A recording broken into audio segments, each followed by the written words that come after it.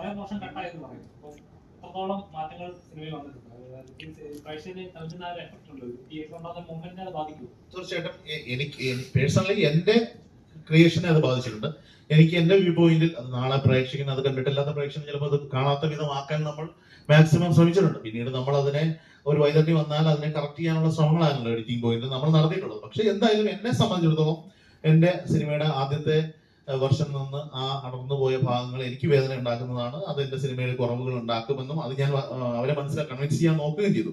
എനിക്ക് ആ സിനിമയിൽ അങ്ങനെ ചെയ്താലാണ് എനിക്കത് കൃത്യമായി എനിക്കത് അപ്പൊ അവരത് അല്ല അങ്ങനെ ഇല്ല, നിങ്ങൾക്ക് അങ്ങനെ ഇല്ല, അങ്ങനെ കുഴപ്പം വരില്ല എന്ന് അവര് നിശ്ചയിക്കുന്നു.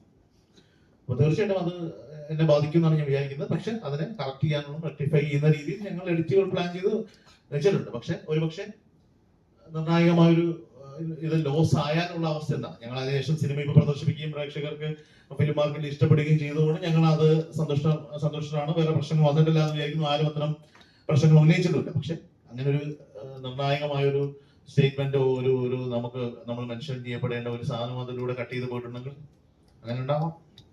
സെൻസർ ബോർഡിനോട് മറുചോദ്യം ചോദിച്ചില്ല. അതായത് ഇപ്പൊ മാർക്കോ പോലുള്ള സിനിമകൾ ഇവിടെ എങ്ങനെ റിലീസായി, അല്ലെങ്കിൽ അവർക്ക് സർട്ടിഫിക്കറ്റ് കൊടുത്തെങ്കിലും ഇതിനെ ഇത്രമാത്രം വയലൻസ് കാണിക്കുന്നു. അപ്പൊ അതിനോടനുബന്ധിച്ച് ഇത് എത്രമാത്രം കട്ട് ചെയ്യേണ്ടതുണ്ടോ എന്ന് ചോദിച്ചില്ല.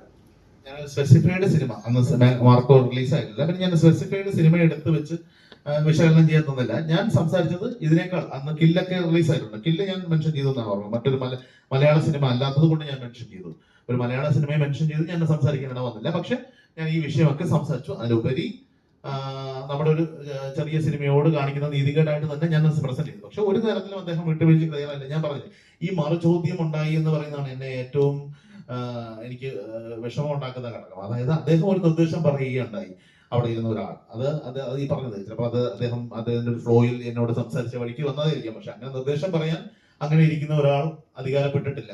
ഞാൻ പറയുന്നത് ഒരു ക്രിയേഷന് നിങ്ങൾ ഇങ്ങനെ ചെയ്യണമായിരുന്നു, അങ്ങനെ ആയിരുന്നെങ്കിൽ അതിന് അദ്ദേഹം ഉപയോഗിച്ച പദപ്രയോഗം എന്റെ സിനിമയുടെ കണ്ടന്റിലേക്ക് കടന്നു കയറുമെന്നുള്ളതുകൊണ്ട് മാത്രം ഞാൻ ആ ലൈൻ ഇപ്പൊ പറയുന്നില്ല. പക്ഷെ അതും ഒരു അല്പം വൾഗർ ലാംഗ്വേജിൽ തന്നെയാണ് അദ്ദേഹം എന്നോട് പ്രതികരിച്ചത്.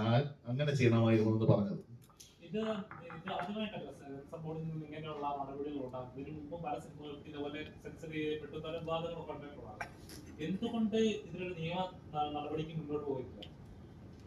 ഇതിൽ ആദ്യമായിട്ട് നമ്മൾ സെൻസർ ബോർഡിൽ പണ്ട് ഞാൻ എന്റെ കല്യാണിസം എന്റെ ആദ്യ സിനിമയും ഒക്കെ ദമ്മ എന്ന് പറയുന്ന രണ്ടാമത്തെ സിനിമയൊക്കെ ചെയ്യുന്ന സമയത്ത് ഞാൻ കണ്ടിട്ടുള്ള സെൻസർ ബോർഡ് അംഗങ്ങൾ പലരും സിനിമയുമായി റിലേറ്റ് ചെയ്തിട്ടുള്ള സിനിമ സംബന്ധമായ ആൾക്കാരാണ് ഇരിക്കുന്നത് കണ്ടുള്ളത്. ഇപ്പോ